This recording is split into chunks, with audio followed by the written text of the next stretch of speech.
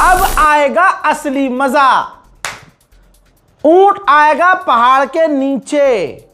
मोहतरम हजरात, चाइना की पहली धमकी आई और इस जंग में चाइना की एंट्री हो सकती है। चाइना ने कहा है कि ईरान से हमारे ट्रेड एग्रीमेंट हैं, ईरान से हमारा बेहतरीन रिश्ता है, ईरान स्ट्रेट ऑफ हॉर्मूज को कंट्रोल कर रहा है। अल्लाह अकबर।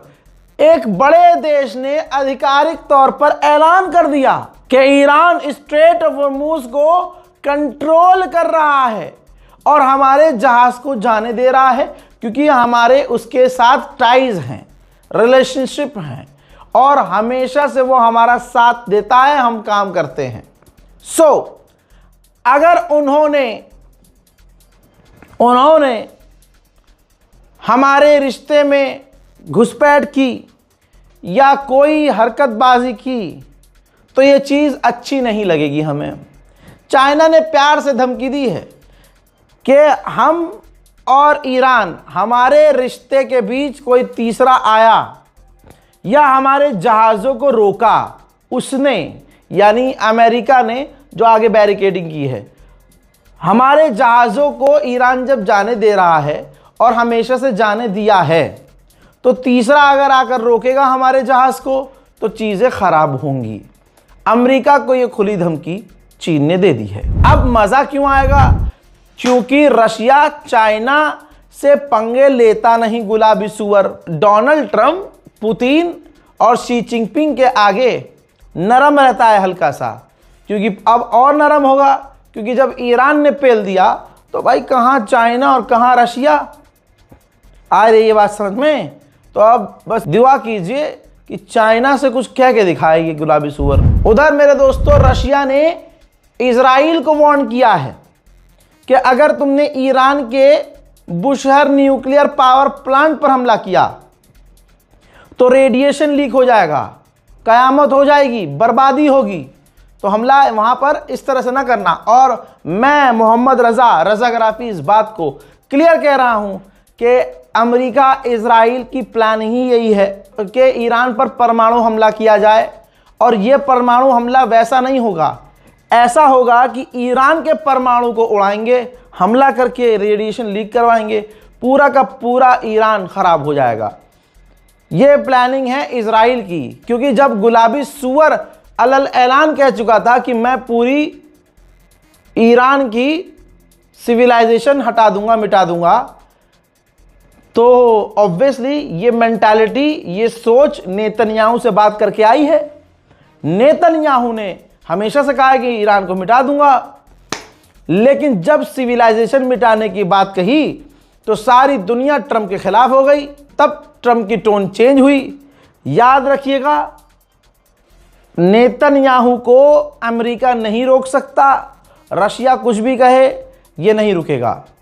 ईरान के लिए बड़ा खतरा है, दुआ कीजिएगा। भाई गुलाबी सुअर तो बहुत ही कंफ्यूज है, बहुत ज़्यादा कंफ्यूज है। अब उसको पता ही नहीं चल पा रहा कि स्ट्रेट ऑफ हॉर्मूज खोलना है कि बंद करना है। पहले कह रहा था कि हमें खोलना है, अब बंद कर दिया।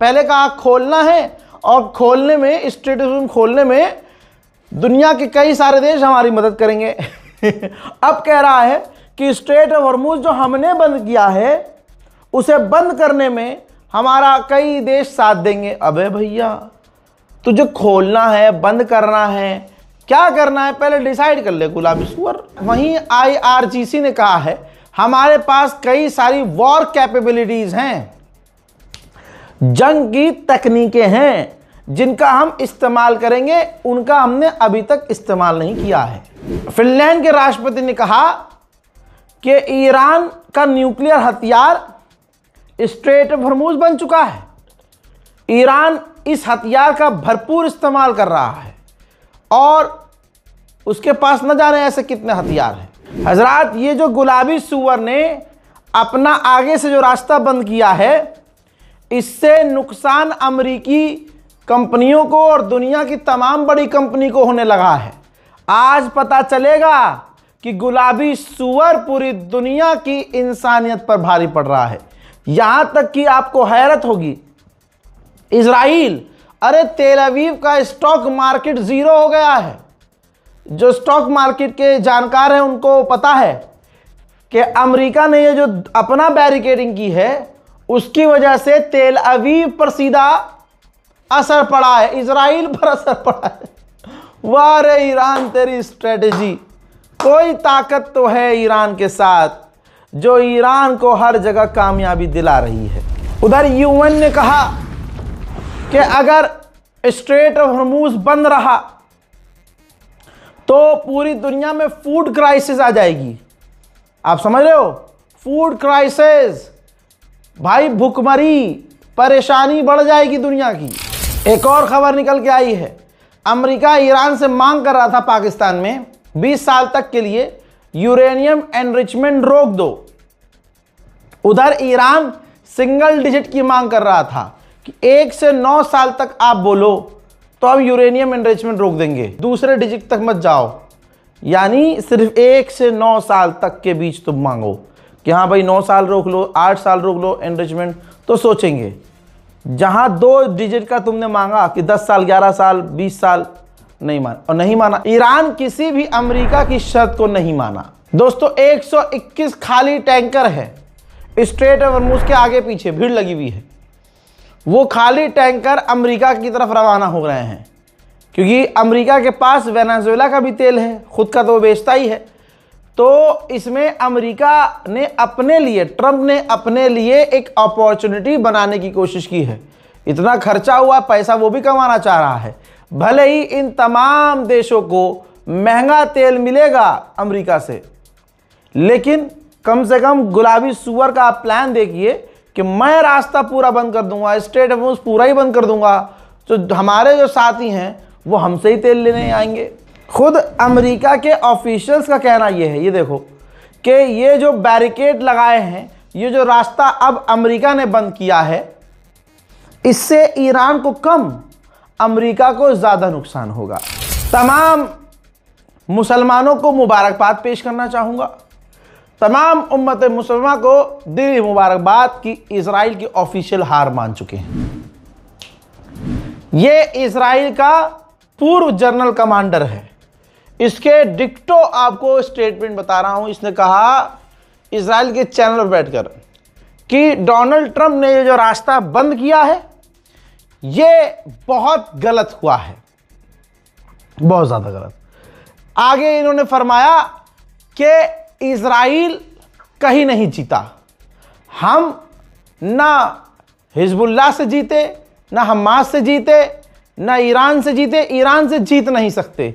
ये वर्डिंग यूज की गई है कि ईरान से जीत नहीं सकते। आगे भाई साहब ने ये कहा कि इजराइल ने, अमेरिका ने हार मान ली है, यानी जो कुछ चल रहा है ये दिखावा है। रजाग्राफी जो आपसे पहले से कहता आ रहा था ना कि अमेरिका इजराइल पहले से हार चुके हैं, अब इजराइल के ऑफिशियल्स कह रहे हैं कि हार चुके हैं हम, हार चुका है अमेरिका। आइए सैटेलाइट इमेज से सबूत के साथ दिखा रहा हूं।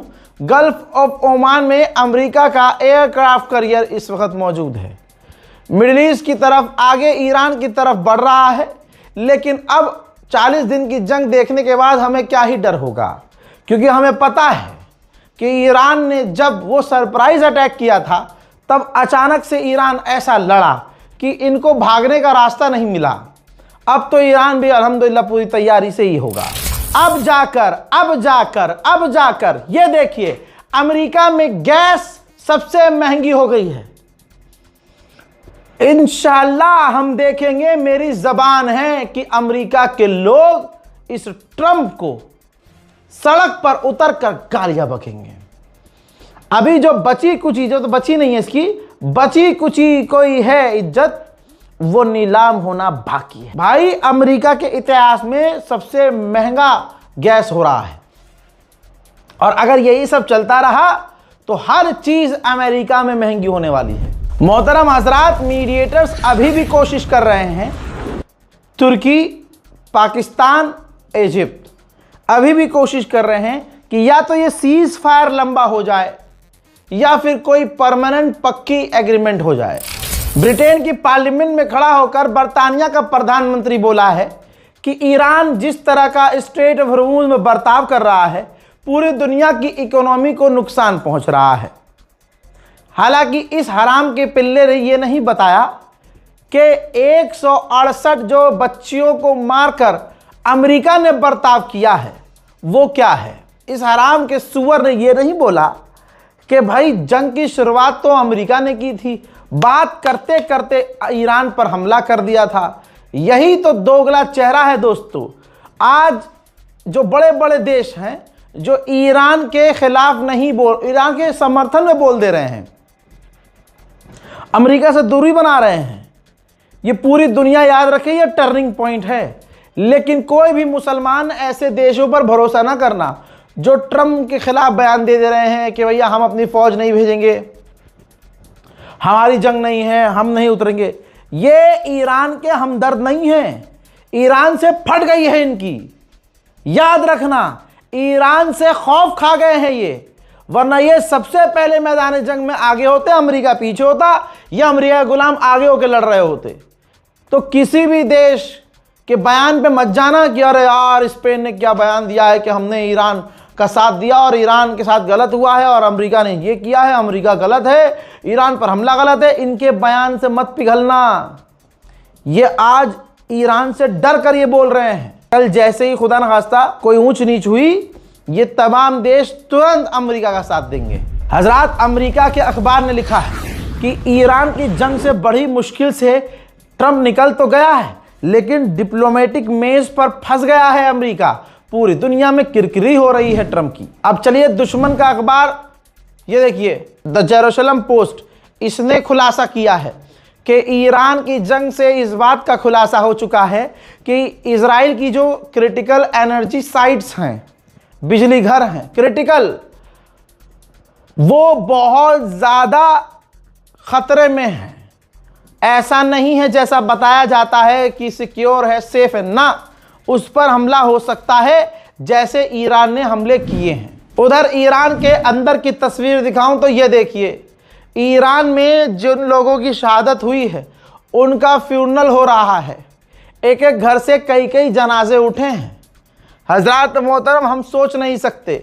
देशभक्ति का असली भाव अगर आपको सीखना है तो आप ईरान और ईरानियों से सीखिए। मेरे दोस्तों, अपने जवान लाल को कुर्बान कर दिया, माओ ने अपने बच्चों को कुर्बान कर दिया। अरे एक एक घर से बूढ़ा बाप, जवान बच्चे तक शहीद हुए और घर में सिर्फ अब औरतें बची हैं। ऐसे भी मौतें हमने ईरान में देखी हैं। मेरे दोस्तों, फिर भी ईरान आज भी कह रहा है कि इजराइल और अमेरिका से कोई डील हमें नहीं करनी है। हजरात, मैंने आपसे कहा था, ये जो अपने आप को, ये तस्वीर दिखाई थी मैंने आपको, ये देखिए ट्रम्प ने पोस्ट किया था जिसमें ये इसने अपने आप को भगवान दिखाया था। और उस वक्त भी मैंने कसम खा के बोला था कि अब डोनाल्ड ट्रंप की खैर नहीं है। कसम खा के मैंने बोला था। इस तस्वीर के अंदर देखिए, इसने अपने आप को गॉड बताया था कि मैं गॉड हूं, जीसस क्राइस्ट मैं हूं, मैं लोगों को राहत दे रहा हूं, ठीक कर रहा हूं, बीमारियों से बचा रहा हूं। भाई साहब, यकीन नहीं करेंगे आप, गुलाबी सुअर ने ये पोस्ट डिलीट कर दी है। Delete, video delete, photo delete. तो डंडा आ गया है, बहुत मोटा डंडा आया है। सोचिए, जो ये धमका रहा था, भाई पॉप को धमका रहा था। आप समझ रहे हैं पॉप किसे कहते हैं? भाई जो पादरी होते हैं ना, इन तमाम पादरियों का जो धर्मगुरु है पादरी, उनका भी जो महालीडर होता है वो होते हैं पॉप। इसने पॉप को धमकी दी, पॉप को गालियां दी, पॉप के ऊपर इसने गुस्सा निकाला और हद ये हो गई कि इसने अपने आप को भगवान बता दिया, गॉड। तो सोचिए क्या ही डंडा हुआ होगा इसके साथ कि इसने वो पोस्ट डिलीट कर दी। अबे ये तो बीजेपी आईटी सेल की तरह काम कर रहा भाई। बहरहाल, इस रिपोर्ट को शेयर जरूर कीजिएगा। आधी रात को अपलोड किया है। लोग कहते हैं रजा भाई 10 घंटे हो गए, 6 घंटे हुए, अपलोड नहीं करी। अरे मेरी जान, दिन में, अब जंग नहीं चल रही है ना, तो दिन में एक टाइम होता है, उस टाइम में इतनी ज़्यादा एक्टिविटी नहीं होती है, छोटी मोटी होती है। तो 2-2 मिनट की यूट्यूब पर वीडियो तो बना नहीं सकते, इसलिए शाम तक या दोपहर तक सारी अपडेट इकट्ठा करके आपको एक साथ दी जाती है। रात को रियल टाइम में हम आपको अपडेट करते हैं, रियल टाइम में, इधर हुआ और इधर अपलोड, इधर कुछ हुआ और इधर आपके सामने अपडेट। तो भैया चैनल हमारा सब्सक्राइब कर लीजिए, और जब आप सुबह उठा करिए, मेट्रो में है, बस में है, ट्रेन में है, रास्ते में है, ऑफिस में है, तो कान में लीड ला के पुरानी वीडियोस जो रात को हमने क्या क्या अपलोड किया है देख लिया कीजिए। हमारा अपडेट लाइव होता है, लेकिन हमें मालूम है कि आपका काम है, धंधा है, बिजी है, बिजनेस है, आप बिजी रहते हैं, लिहाजा दिन में लाइव अपडेट नहीं हम, क्योंकि हम ये कर सकते हैं कि पूरी रात शूट करें और सुबह से 7, 8, 9, 10 ये शेड्यूल कर दें, लेकिन मुझे लगता है ये धोखा है। शेड्यूल करना मुझे लगता है धोखा है, क्योंकि ये जंग का मामला है। बाकी किसी चीज़ में शेड्यूल कर सकते हैं, इसमें नहीं। लिहाजा आप ये मत देखिए कि दिन में, जब दिन में कुछ हो ही नहीं रहा है तो अपडेट क्या करें आपको। हाँ, जो दूसरे यूट्यूबर हैं, दूसरे जर्नलिस्ट हैं, और ख़ासकर जो गोदी मीडिया है, ये पिछले 24 घंटे में क्या हो रहा है वो इकट्ठा होता है और उसके ये 5-6 अपडेट बनाते हैं और पूरे दिन में शेड्यूल कर देते हैं। एक सुबह 9 बजे शो आएगा, एक 12 बजे आएगा, एक 3 बजे आएगा, फिर रात को 8 बजे आएगा। ठीक है, हम ऐसा नहीं कर रहे हैं, हम आपको रियल टाइम में अपडेट दे रहे हैं। अब जो ये देख रहे हैं रात को अपलोड होते ही देख रहे हैं, इनको आपसे 12 घंटे पहले ये खबर पता है। तो आपसे गुजारिश है कि चैनल पर नजर बनाकर रखें, रिफ्रेश करते रहें। जो बेल आइकन होता है, बेल आइकन पर क्लिक करके नोटिफिकेशन पर क्लिक कर लीजिए, ऑल नोटिफिकेशन पे। कई बार ऐसा होता है आपने सब्सक्राइब किया है लेकिन नोटिफिकेशन ऑन नहीं किया है। नोटिफिकेशन ऑन कर लेंगे तो आपका अगर फोन लॉक भी रहेगा तो आपको नोटिफिकेशन मिल जाएगा स्क्रीन पे ही कि हाँ, रज़ाग्राफी का एक अपडेट आ चुका है। अगर आप वो वीडियो नहीं भी देखेंगे तो उसके टाइटल से आपको पता चल जाएगा, जो हम टाइटल लिखते हैं खुल्लम खुल्ला कि इजराइल पर मिसाइल, ईरान पर हमला या जो कुछ भी, तो आपको कम से कम उससे पता चल जाएगा कि हाँ, इस खबर के अंदर ये चीज़ें देखनी चाहिए। फिलहाल के लिए इस रिपोर्ट में इतना ही। जय हिंद।